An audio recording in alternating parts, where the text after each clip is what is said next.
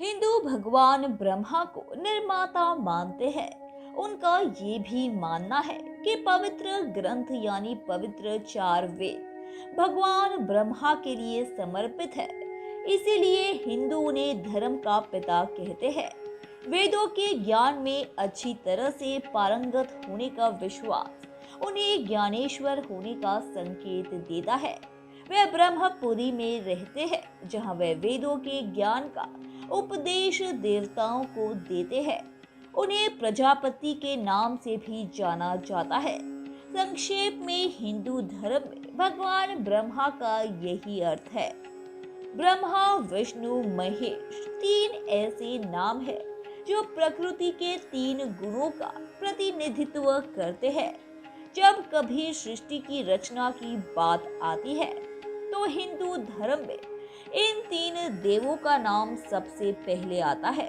हिंदू धर्म के अनुसार हमारे ब्रह्मांड की उत्पत्ति का श्रेय ब्रह्मा जी को जाता है, जिन्होंने ब्रह्मांड की रचना की।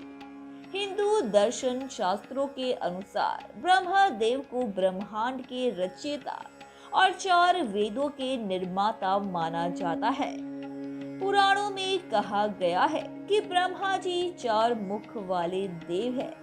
इनके हर एक मुख से एक वेद का जन्म हुआ है।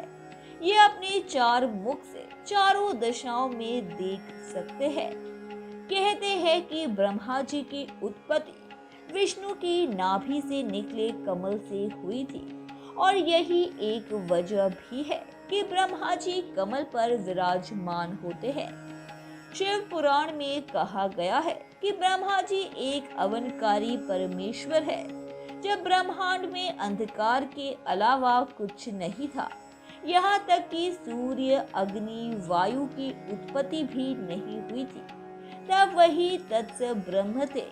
ब्रह्मा को श्रुति में सत्य कहा गया है। सत्य अर्थात अविनाशी परमात्मा। पुराणों की भाषा और अनुवाद को समझने का प्रयास करें तो शायद समझना मुश्किल हो सकता है कि ब्रह्मा जी की आयु कितनी है, परंतु साइंस की तार्किक दृष्टि से देखने पर एक बात समझ आती है कि ब्रह्मा जी की आयु और ब्रह्मांड की आयु एक समान है।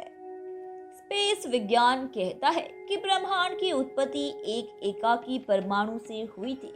उससे पहले यूनिवर्स में कुछ भी नहीं था, और पुराण की माने तो ब्रह्मा जी के जन्म से पहले संसार में कुछ भी नहीं था। ऐसे में ये समझा जा सकता है कि ब्रह्मांड की आयु और ब्रह्मा जी की आयु एक समान हो सकती है। अगर ब्रह्मा जी की आयु को हम आंकड़ों में जानना चाहे तो वेदों की मदद से ये भी किया जा सकता है। ब्रह्मा जी की आयु तथा युग की गिनती लगाने से पहले ये जान ले कि पुराणों की गणना के अनुसार मानव वर्ष 360 दिनों का होता है। 365 दिनों का कोई वर्ष मान्य नहीं होता। ऐसे में जब मनुष्यों का एक वर्ष पूरा होता है, तब देवताओं और दानवों का एक दिन पूरा होता है। देवताओं और दानवों के दिन समान होते हैं, पर उल्टे होते हैं।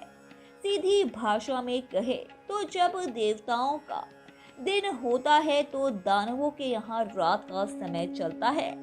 देवों और दानवों के एक वर्ष का दिव्य वर्ष कहा जाता है।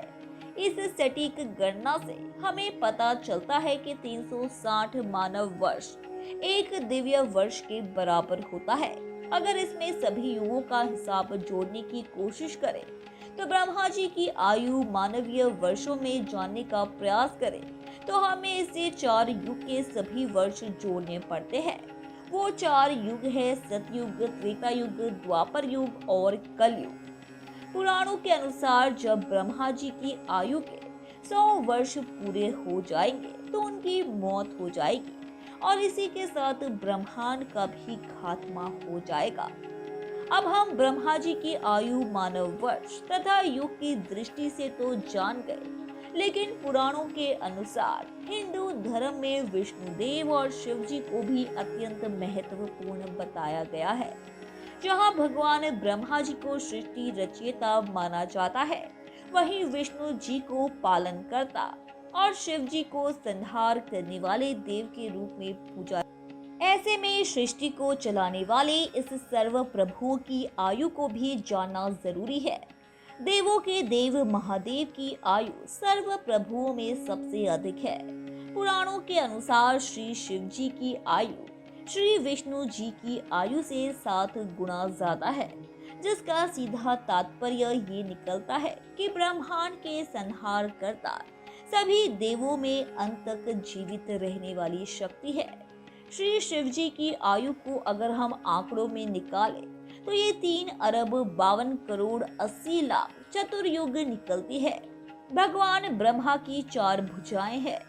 अन्य हिंदू देवताओं से भिन्न वे कोई भी हथियार नहीं रखते हैं। इसके बजाय भगवान ब्रह्मा प्रज्ञा जपमाला वेद कमंडल एक कमल एक चम्मच के रूप में एक राजदंड धारण करते हैं, जो ये दर्शाता है कि वे यज्ञों के भगवान है, जो यज्ञ में पवित्र स्पष्ट मक्खन घी डालने का प्रतीक है। धन्यवाद दोस्तों, उम्मीद है कि आपको हमारे द्वारा बताई गई जानकारी काफी पसंद आई होगी। इसीलिए ऐसे ही रोचक तथ्यों और रहस्यों को जानते रहने के लिए हमारे चैनल को सब्सक्राइब करें, अपनी प्रतिक्रिया कमेंट बॉक्स में दें, उसे लाइक करें और अपने दोस्तों रिश्तेदारों को भी इस जानकारी से रूबरू कराने के लिए हमारे इस चैनल को ज़्यादा से ज़्यादा शेयर करें। धन्यवाद।